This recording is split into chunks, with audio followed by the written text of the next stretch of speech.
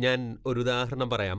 ഒരാൾ ഗുഡ്ക കഴിക്കുന്നതിനെ പറ്റി. മറ്റൊരാൾ കൊലപാതകയാണ്. നമ്മൾ ചോദിക്കും രണ്ടുപേരും ശരിക്കും അപരാധമല്ലേ ചെയ്യുന്നത്? ഒരാൾ ഗുഡ്ക കഴിച്ച് ചുമരിൽ തുപ്പുന്നു. ചുമരിൽ അടയാളം ഉണ്ടായി. മറ്റൊരാൾ അതേ മതിലിനടുത്ത് നിന്ന് ഒരാളെ ക്രൂരമായി കൊല ചെയ്യുന്നു. ചുവരിൽ രക്തത്തിന്റെ ചുവന്ന അടയാളം അവശേഷിപ്പിച്ചു. ഇവിടെ ശരിക്കും രണ്ടുപേരും ഒരേ കുറ്റമാണ് ചെയ്തത്. നമുക്കങ്ങനെ പറയാം. ശരിക്കും ഒരേ അപരാധമാണ് ചെയ്തത് രണ്ടുപേരും. ഒരാൾ ഗുഡ്ക കഴിച്ച് ചുമരിൽ തുപ്പി. അയാൾ ആ അടയാളം ഉണ്ടാക്കിയത് വഴി അപരാധിയാണ്. കൊല ചെയ്തയാളും അപരാധിയാണ്. എന്നാൽ ഇവർ രണ്ടുപേരെയും കമ്പയർ ചെയ്യുവാൻ കഴിയില്ല. ഒന്ന് ചെറിയ കാര്യം, അതിനെ അപേക്ഷിച്ച് മറ്റേത് വലിയ കാര്യമാണ്. ഇപ്രകാരത്തിൽ നിങ്ങൾ മൃഗങ്ങളെ കൊല്ലുന്നത് വലിയ ഹിംസയാണെന്ന് പറയേണ്ടി വരും. നിങ്ങൾ മനുഷ്യനെ കൊല്ലുന്നത് അതിലും വലിയ ഹിംസയാണ്. ഇതിന്റെ താരതമ്യത്തിൽ ചെടിയെ കൊല്ലുന്നത് ചെറിയ ഹിംസയാണ്. ചെടിയെ കൊല്ലുക എന്നത് അത്യാഗ്രഹത്തിന് ഒരു മനുഷ്യൻ മരം മുറിച്ചാൽ അവൻ തീർച്ചയായും ആക്രമണം ചെയ്യുന്നു. പക്ഷേ അവൻ തന്റെ അത്യാഗ്രഹത്തിന് പോത്തിനെയോ ആടിനെയോ കൊല്ലുകയാണെങ്കിൽ ആടിനെ വെട്ടുന്നതും പോത്തിനെ വെട്ടുന്നതും വലിയ അക്രമമാണ്. നമുക്ക് പൂർണ്ണമായും അക്രമരഹിതമാകുവാൻ കഴിയുന്നില്ലെങ്കിൽ നമ്മുടെ അക്രമത്തിന്റെ